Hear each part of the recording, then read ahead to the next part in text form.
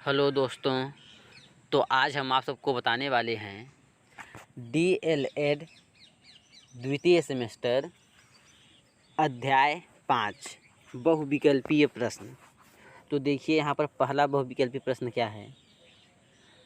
-1 और -1/2 के ठीक बीच की परिमेय संख्या ज्ञात कीजिए। तो देखिए -1 और -1/2 के ठीक बीच की परिमेय संख्या पूछ रहा है।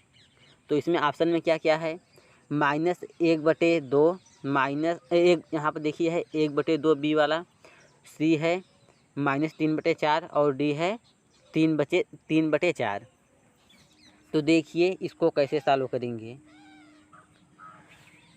इसको देखिए सॉल्व करने के लिए सूत्र क्या होता है, 1/2, उसके बाद यहाँ पर कोष्टक में लिखिए पहली संख्या मान लिए ए है, उसके बाद प्लस दूसरी संख्या बी मान लिए। तो ऐसे इसको लिख के सॉल्व करते हैं। तो अब देखिए इसको ऐसे लिखिए तो क्या हो जाएगा,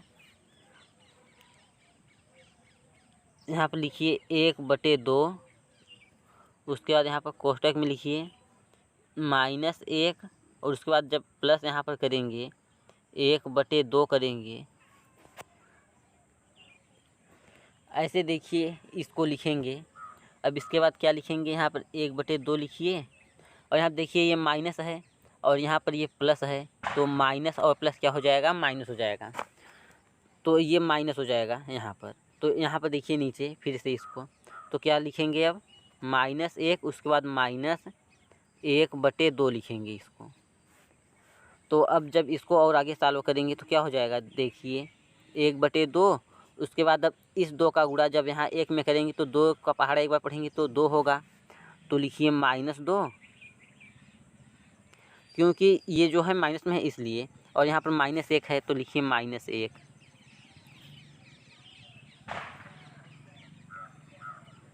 और इसके बाद यहाँ पर /2। अब देखिए यहाँ पर लिख रहे हैं ऊपर। तो यहाँ तक तो आप सबको समझ में आया होगा। अब यहाँ पर देखिए क्या हो जाएगा, 1/2 है, उसके बाद कोष्टक में ये है तो यहाँ पर देखिए गुणे कर सकते हैं। और ये जो है ये माइनस है और यहाँ पर माइनस है तो माइनस और माइनस क्या हो जाएगा, जुड़ जाएगा। तो जोड़ेंगे कितना हो जाएगा, क्योंकि माइनस और माइनस है तो माइनस में रहेगा -3, 2 और 1 3 हो जाएगा और /2। तो अब गुणा करा लीजिए कितना हो जाएगा, 1 का पहाड़ा 3 बार पढ़ेंगे तो 3 ही रहेगा, इसका मतलब माइनस में है तो -3 और /2 का पहाड़ा 2 बार पढ़ेंगे तो 4 हो जाएगा। तो कितना आया, -3/4 इसका आंसर आएगा। इसका सी आंसर सही है। अगर आप सब इसको अगर फिर से देखेंगे दोहरा के तो समझ में ज़रूर आ जाएगा। तो अब देखिए इसके आगे जो दूसरा प्रश्न है उसको सॉल्व कराते हैं।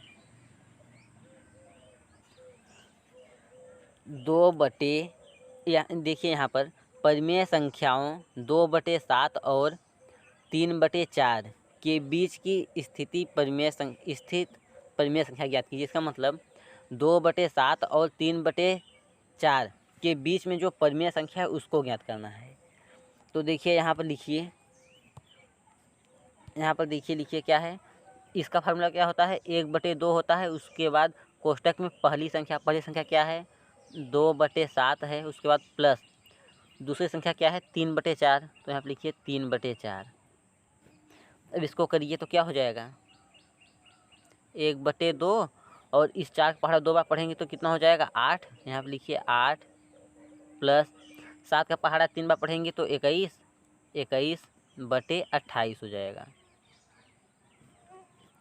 अब देखिए तो क्या हो जाएगा 1/2 और उसके बाद यहाँ पर इंटू और 8 और 21 कितना हो जाएगा, जोड़िए 29/28 हो जाएगा। तो अब यहाँ देखिए इनका गुणा करा लीजिए। तो 1 का पहाड़ा जब 29 बार पढ़ेंगे, इसका मतलब 1 का गुणा जब 29 में करेंगे तो 29 ही आएगा, और जब 2 का पहाड़ा 28 बार पढ़ेंगे तो कितना आएगा 56। तो इसका आंसर ये आएगा 28/56। तो इसको फिर से एक बार देख लीजिए। जैसे देखिए यहाँ पर दिया है परिमेय संख्याओं 2/7 और 3/4 के बीच की स्थित परिमेय संख्या ज्ञात कीजिए। इसका मतलब 2/7 और 3/7 के बीच में कौन सी संख्या है, तो इसको पहले लिखेंगे। तो इसके बीच में पूछा है, इसके लिए आधा हो जाएगा 1/2। और उसके बाद कोष्टक में पहली संख्या ये है, उसका दूसरी संख्या ये है, इन दोनों को जोड़ लीजिए। तो यहाँ पर देखिए भिन्न का जोड़ किए हैं, क्योंकि ये बटे में है इसलिए। तो इस 4 पहाड़ा 2 बार पढ़े तो 8 आया, यहाँ पर 8 लिखे हैं। इस 7 का पहाड़ा 3 बार पढ़े तो 21 आया, तो यहाँ पर 21। अब इस 7 का पहाड़ा 4 बार पढ़ेंगे तो 28 आएगा, तो यहाँ पर 28 लिखे हैं। अब देखिए इस 8 और 21 को जोड़ लिए दोनों को, तो कितना आ गया, 29 आ गया। तो यहाँ पर 29 और ये 28 है, तो 28। यहाँ पर देखिए चिन्ह नहीं लगा है कुछ, ये कोष्टक में है, इसका मतलब ये गुणे में है। तो यहाँ पर ये गुणा कर दिए तो आ गया 29/56। तो इसका सही आंसर है सी, 29/56। तो अब देखिए आगे अगला प्रश्न, -1 और 1 के ठीक बीच की परिमेय संख्या ज्ञात कीजिए। तो देखिए इसका सही आंसर क्या है। ऑप्शन में है -2, उसके बाद 2, 6 और 1/2। और देखिए यहाँ पर लिख लीजिए, डी में लिख लीजिए 0। तो इसको देखिए 0 बना लीजिए, जो 1/2 है, क्योंकि इसका 1/2 आंसर नहीं आएगा। इसको देखिए सॉल्व करके बता रहे हैं कि कैसे होगा। तो देखिए इसका सूत्र क्या है, 1/2, उसके बाद कोष्टक में पहली संख्या, और उसके बाद पहली संख्या क्या है, -1 है, और दूसरी संख्या प्लस में 1। तो अब इसको लिखेंगे, क्या हो जाएगा, 1/2 और गुणे, यहाँ जब 1 में से 1 घटाएंगे, क्योंकि हम माइनस में है, यहाँ प्लस में घटेगा तो कितना आएगा, 0 आएगा। तो जब इस 0 का गुणा इसमें होगा 0 में, तो 0/2 हो जाएगा। तो इसको 0 ही लिखेंगे। तो इसका सही आंसर है डी वाला, 0 आएगा। 1/2 नहीं आएगा इसका आंसर, क्योंकि अगर इसका 1/2 आता ना तो गलत हो जाता, 1/2 आएगा ही नहीं। अगर पूछेगा 0 और 1 के बीच में, तब इसका 1/2 आएगा। तो इसमें जो ऑप्शन दिया है ये गलत दिया है, इसका आंसर होगा 0, जो ये तीसरा प्रश्न है। अब देखिए आगे चौथा प्रश्न,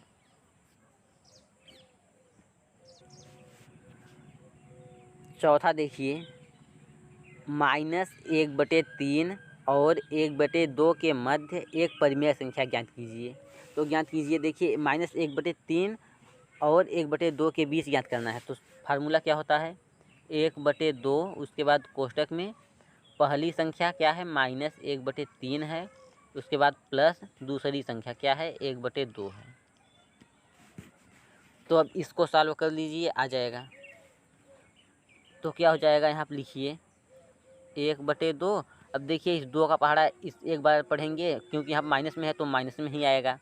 तो क्या हो जाएगा, -2 हो जाएगा। उसके बाद इस जब 3 पहाड़ा एक बार पढ़ेंगे तो 3 हो जाएगा। तो आप लिखिए +3, और 3 का पहाड़ा जब 2 बार पढ़ेंगे तो 3 दूना 6 हो जाएगा, यहाँ पर 6 लिखिए। अब देखिए आगे क्या होगा, 1/2, उसके बाद गुणे, क्योंकि यहाँ पर चिन्ह कोई नहीं लगा, इसका मतलब गुणा होगा। तो इसको घटाएंगे, 2 में से 3 को घटाएंगे, कितना आएगा, ये देखिए यहाँ पर माइनस है, यहाँ पर प्लस है, तो माइनस और प्लस क्या होगा, माइनस होगा, तो घट जाएगा। तो घटाने पर कितना आएगा, इस 3 में से जब 2 को निकालेंगे तो 1 बचेगा, तो 1/6 लिखिए। देखिए यहाँ पर ये प्लस वाला चिन्ह बड़ा है ना, इसलिए यहाँ पर कोई चिन्ह नहीं लगा। अगर माइनस का चिन्ह बड़ा होता तो यहाँ पर माइनस जरूर लगता। तो अब इसको करेंगे तो क्या हो जाएगा, 1 का गुणा 1 में करेंगे तो 1 ही आएगा, और 2 का गुणा 6 में करेंगे तो 12 आएगा। तो इसका सही आंसर क्या होगा, 1/12। तो इसको एक बार फिर से देख लीजिए। देखिए प्रश्न में दिया है -1/3 और 1/2 के मध्य एक परिमेय संख्या बताना है। तो इसका देखिए मध्य का, जैसे मध्य में निकालना है तो इसका फार्मूला होता है 1/2 कोष्टक में पहली संख्या प्लस दूसरी संख्या। तो यहाँ पर देखिए पहली संख्या दिया है -1/3 और दूसरी संख्या दिया है 1/2। तो इन दोनों को जोड़ लेंगे तो क्या हो जाएगा, इस यहाँ पर देखिए माइनस है तो इसका पहाड़ा इसमें पढ़ेंगे तो क्या हो जाएगा, 2 हो जाएगा। माइनस है तो -2 होगा, यहाँ पर -2 लिखे हैं। अब इसका पहाड़ा इसमें पढ़ेंगे तो 3 हो जाएगा, 3 का पहाड़ा एक बार पढ़ेंगे तो 3, यहाँ पर 3 लिखे हैं। अब इस 3 का पहाड़ा इस 2 में पढ़ेंगे तो 3 दूना 6 होगा, तो यहाँ पर 6।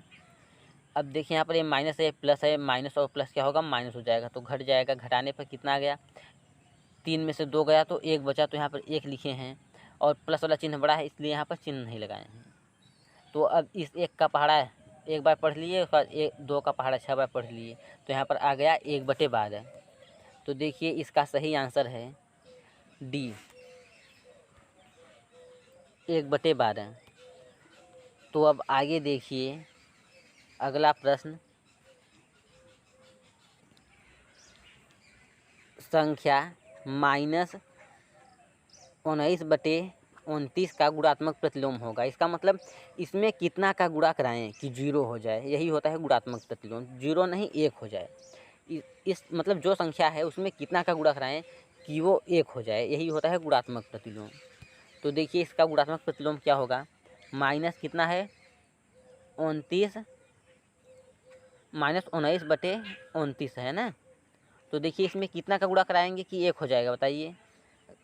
अगर यहाँ पर x लिख दिए कि कितना का गुणा कराएंगे, मान लिया x के गुणा कराए तो 1 आ जाए। गुणात्मक प्रतिलोम में यही होता है कि कितना का गुणा कराएं कि 1 आ जाए।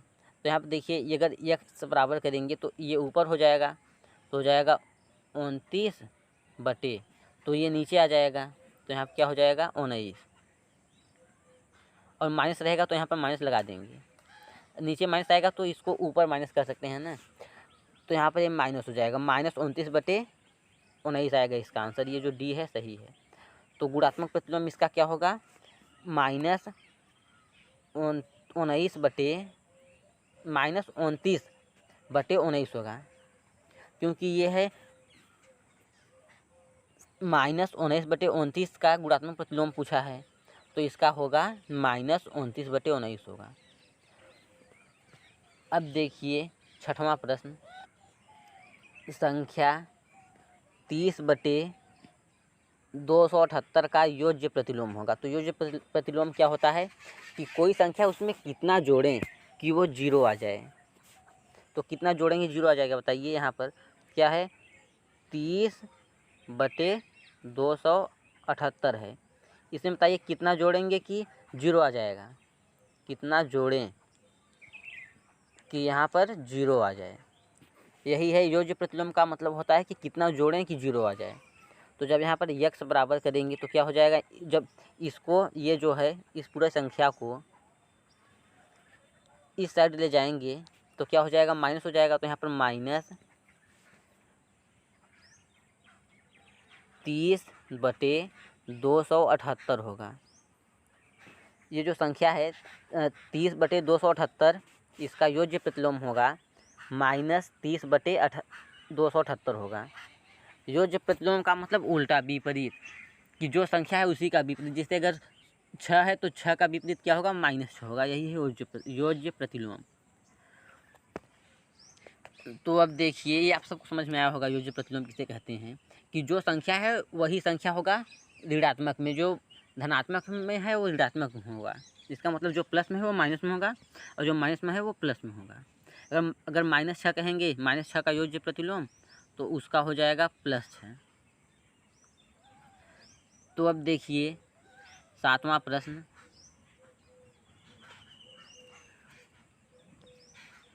पूर्ण संख्याओं के लिए गुणात्मक तत्समक अवयव होता है। तो देखिए गुणात्मक तत्समक अवयव क्या होता है, ऑप्शन में देखिए दिया है 1 और दूसरा है 2, तीसरा है 3 और चौथा है 4। तो इसका सही आंसर है 1, इसका एक आंसर सही है। और अगला प्रश्न देखिए, ऋण पूर्णांक का उदाहरण है। ऋण पूर्णांक का मतलब क्या होता है, जो माइनस में हो। वही होता है ऋण पूर्णांक, और जो प्लस में रहता है उसको कहते हैं धन पूर्णांक कहते हैं। तो बताइए इसमें से कौन सा ऋण पूर्णांक है? +5, +2, 0 या -1 बताइए। तो इसमें देखिए ऋण पूर्णांक है -1, इसका डी आंसर सही होगा। -1 होगा ऋण पूर्णांक।